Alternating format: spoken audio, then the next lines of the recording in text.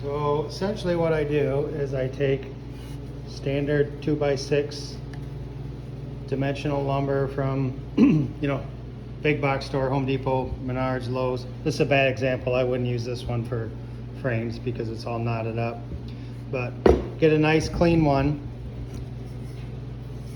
something like this. It has a little bit of knots, but we'll cut that out.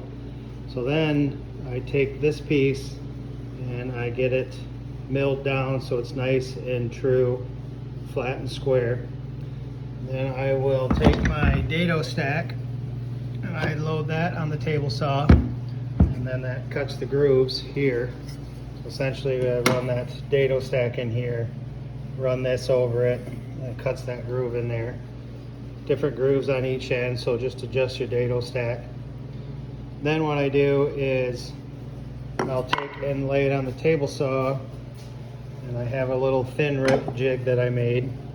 So this goes up against the fence, and I have a little stopper here, sticks out 3/8. And then all I do is stick that block of wood on there like such, and run it through the table saw, and that's what comes out the other end. Pretty simple.